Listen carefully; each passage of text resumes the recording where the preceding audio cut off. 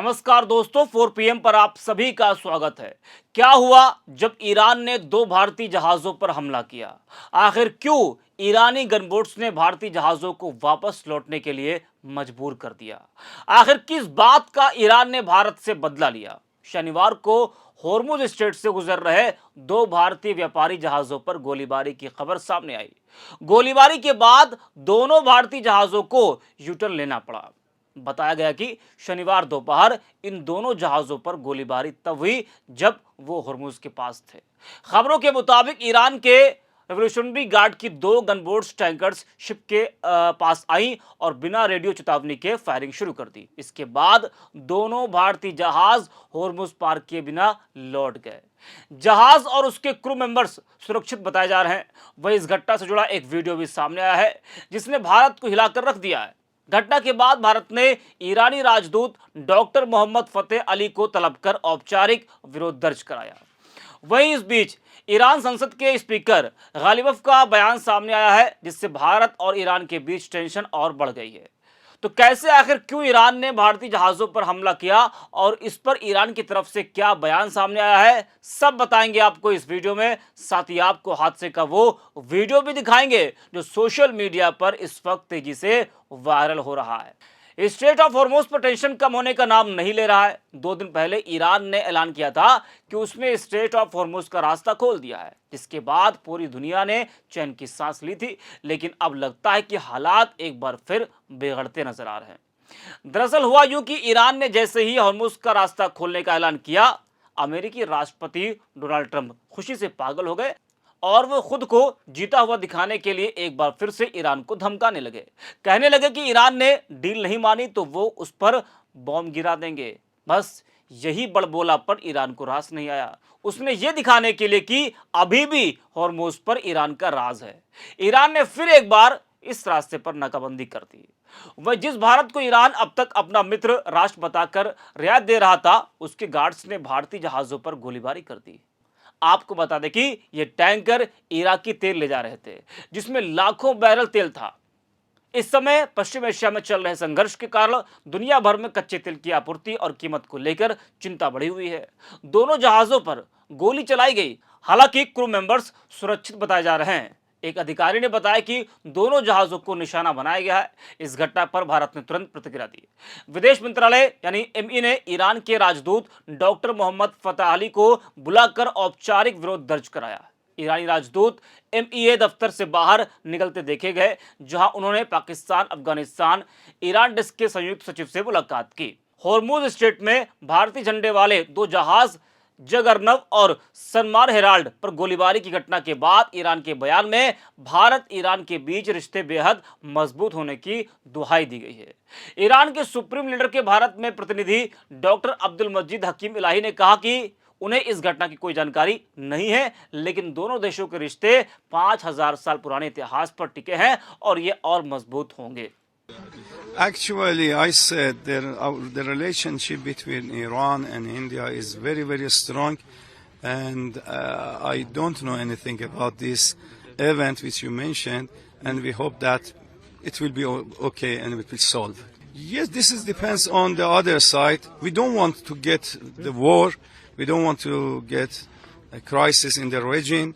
We want peace, and we hope that in the other side also will follow the peace and we get peaceful area.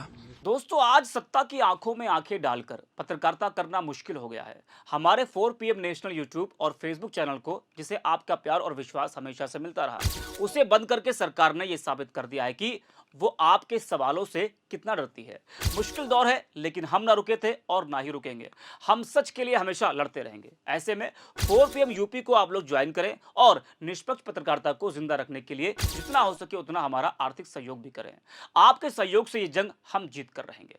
अब देखिए, एक तरफ जहां Iran के supreme leader के भारत में प्रतिनिधि भारत से मजबूत रिश्ते की बात कर रहे हैं, वहीं हॉर्मुज स्ट्रेट से एक वीडियो सामने आया जिससे वहां भारतीय जहाजों को कैसे वापस भेजा जा रहा है सामने आ गया है। अब देखिए, जहां आईआरजीसी ने 2 जहाजों पर हमला बोला तो वहीं बाकी जहाजों को भी आगे बढ़ने से रोक दिया गया। वीडियो में ईरानी रेवोल्यूशनरी गार्ड नेवी ने कंटेनर जहाज भाग्यलक्ष्मी, जिसमें भारतीय क्रू सवार हैं, और जो यूएई से रवाना हुआ था उसको सूचित किया कि उसके पास हॉर्मुज को पार करने के लिए ईरानी अनुमति नहीं है। जहाज के क्रू ने तुरंत ईरानी नेवी की बात को विनम्रतापूर्वक बात मान लिया और जहाज को मोड़ लिया। बताया जा रहा है कि इन दो में से एक जहाज पर लगभग 20 लाख बैरल इराकी तेल लदा हुआ था। This is Bhagyalakshmi. Go ahead, sir. I read you loud and clear.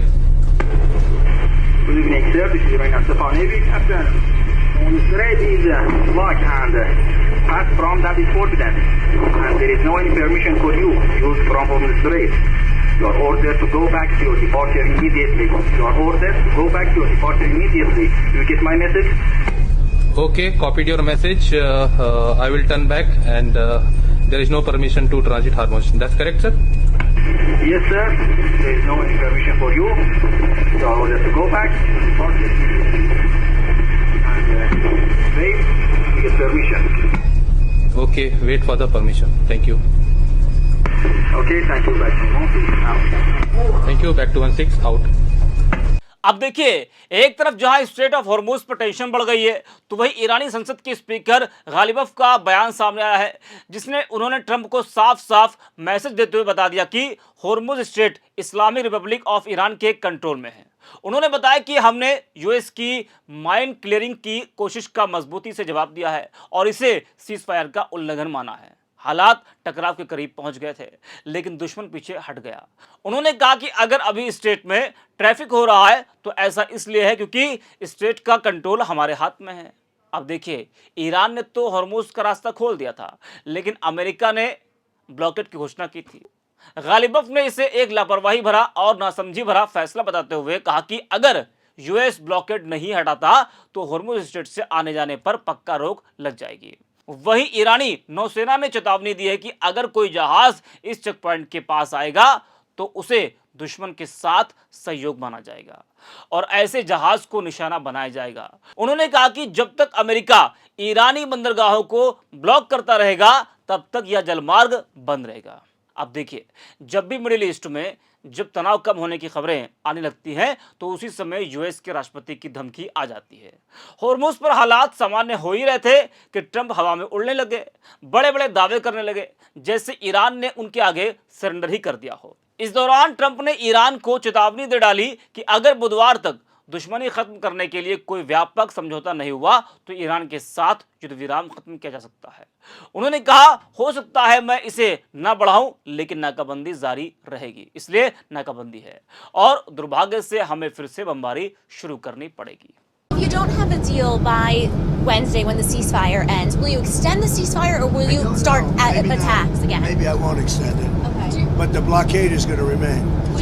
But maybe I won't extend it. So you have a blockade, and unfortunately we'll have to start dropping bombs again. अंत में देखा जाए तो straight of Hormuz पर हुआ यह पूरा घटनाक्रम सिर्फ दो जहाजों पर गोलीबारी भर नहीं है, बल्कि यह उस बढ़ते भू राजनीतिक तनाव का संकेत है जिसमें अब भारत भी सीधे तौर पर प्रभावित होता दिख रहा है।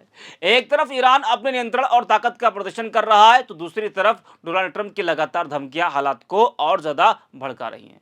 इसी टकराव के बीच भारतीय जहाजों को निशाना बनाया जाना यह साफ करता है कि अब यह संघर्ष सिर्फ अमेरिका और ईरान तक सीमित नहीं रहा। हालांकि ईरान की तरफ से रिश्तों को मजबूत बनाने की कोशिश की जा रही है, लेकिन जमीनी हकीकत में उसके कदम कुछ और ही कहानी बयां कर रहे हैं। भारत के लिए यह एक चेतावनी है कि उसे अपनी समुद्री सुरक्षा और कूटनीतिक रणनीति को और मजबूत करना होगा। अगर हालात ऐसे बने रहे तो आने वाले समय में न सिर्फ तेल सप्लाई बल्कि वैश्विक व्यापार पर भी बड़ा असर पड़ सकता है। साफ है, हॉर्मुज की यह चिंगारी कभी भी बड़ी आग में बदल सकती है। इस पूरे मामले को लेकर आप क्या सोचते हैं, इस पर आपकी क्या राय है, हमें कमेंट में जरूर बताइए। और अगर वीडियो पसंद आई तो लाइक और शेयर करें, और अगर आपने अभी तक हमारे चैनल को सब्सक्राइब नहीं किया है तो कर लीजिए और जुड़े रहिए 4PM न्यूज नेटवर्क के साथ। आपका धन्यवाद।